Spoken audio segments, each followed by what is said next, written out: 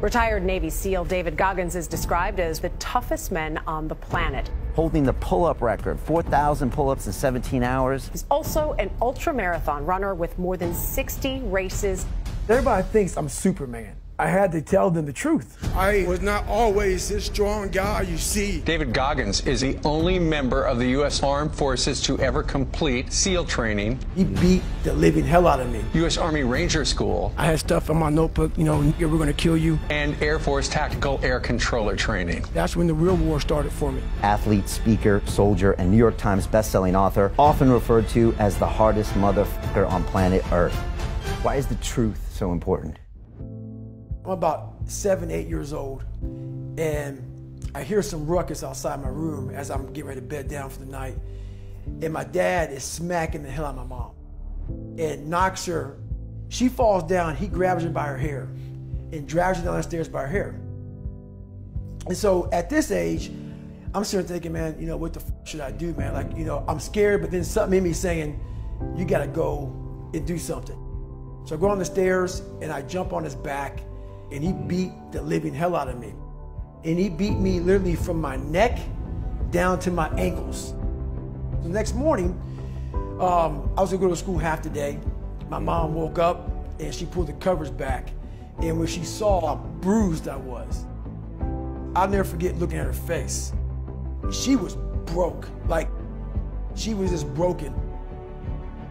My mom got courage to finally leave him when I was about 8 years old. We moved to a small town in Brazil, Indiana, and that's when the real war started for me. There was about maybe 10 black families at about 10,000 people in the town. And in 1995, the KKK marched in the 4th of July parade. So me being one of the few black kids in that, in that area, it kind of haunts you. I had stuff in my notebook, we're gonna kill you. They had that on my card, we're gonna kill you. This is early 90s. And even though I showed it didn't hurt me, it was jacking me up. So all the insecurities I had when I was a kid with my father, it just got worse and worse and worse.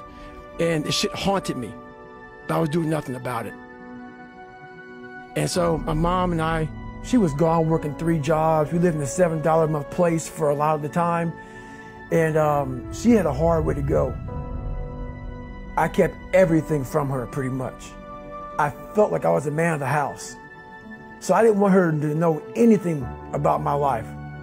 I cheated all through school, copied from the 4th grade to my junior year in high school on every assignment. She got a letter in the mail from my high school. And I'm a junior in high school, and the letter says pretty much your son's gonna flunk out. He's missed 25% of school. But she was always gone, so I didn't went to school. She read the letter to me, she put my bed, and I broke. I broke. I couldn't imagine going back through that again. And I started finding things that was comfortable. And the more things I found comfortable, the more uncomfortable my mind was. And I gained 125 pounds in that time frame. I went from 175 to almost 300. And I started working for a job called Ecolab, where he sprayed for cockroaches at 24. Driving home, turned the TV on, and I was taking a shower. I walked out, heard these guys. I saw these guys going in the water, so I was terrified of it. I mean, I can't even express. And these guys ringing the bell, quitting, dropping their helmet down, rolling out. A lot of guys just leaving. And it made me reflect on my fears, my insecurities. And I saw real men, what I thought were real men who were staying, who were overcoming adversity, who were overcoming all these different things that I had blamed so many fucking people in my life, my dad, my learning disability, my skin color, me being everything. And so I sat there for a while and I was like, no one's gonna fucking come to help me. No one's gonna fucking come to help me. It's fucking me against me, period. And I said, the first thing I gotta start doing is facing every fucking fear I have. At this point, I actually drive back to Buffalo, New York to see my dad. Haven't seen him in years because I realize now I gotta fix some shit.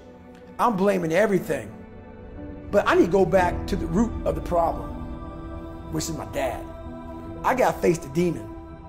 I gotta go back and see what made him so fucked up to make me so fucked up. Why am I fucked up?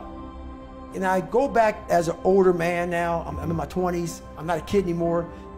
And I realized he was the same man that he was. I looked at him in a way, we never said sorry to one another. and he went off about my mom and my grandparents and all kind of shit. But I looked at him in a way that I realize now why you f***ed this up. Somewhere in your fucking life, something f***ed you up, and you didn't deal with it. And so you put that shit on me, my mom, and everybody around you. I'm gonna deal with my shit. You gave me this. I'm gonna fix it though. I go home, several months go by. What it was, I was obsessed with Rocky. When I was a kid, I'd come home every day and I would fast forward with the little VHS tapes to round 14. When Apollo Creed beat the fucking shit out of Rocky, beat the shit out of him, he kept fighting. He was a dumb fighter. That was me. Couldn't read, couldn't write.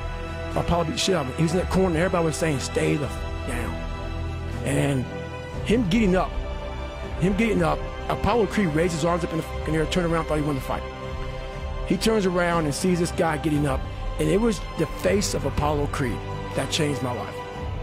The face of Apollo Creed. It was like, just by that motherfucker getting up, not winning, just by him getting the f up, Rocky had taken his soul. His head goes down, he looks at him like, what the f are you?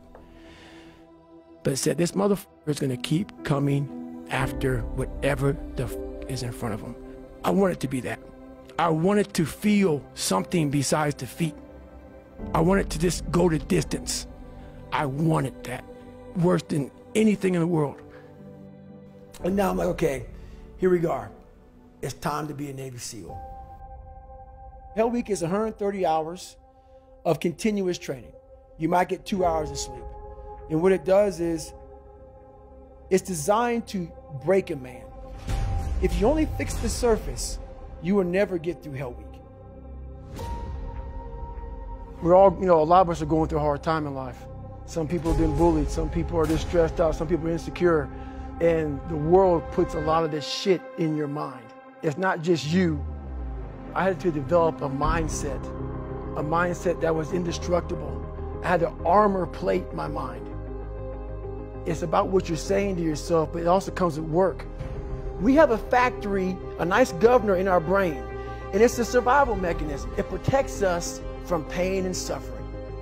The second we feel that shit, our mind says, oh no, this isn't fun. We should back off.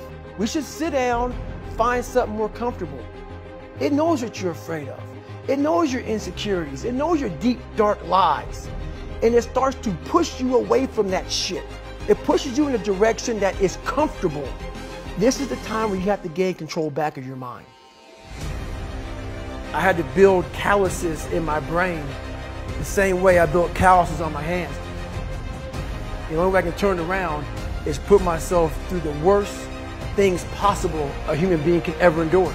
And that'd be the only way that I can build this brain to handle anything that comes in front of it. Retired Navy SEAL David Goggins is described as the toughest men on the planet. You're the only member of the U.S. Armed Forces to have completed Navy SEAL training, U.S. Army Ranger School, and Air Force Tactical Air Controller training, and you've competed in more than 60 ultramarathons, triathlons, and ultra triathlons, and breaking the world record for 4,030 pull-ups in just 17 hours. Why is the truth so important? I had to tell them where I came from, to give people hope that, wow, that's where he came from, and now he's there. I'd like to thank my mom up here, who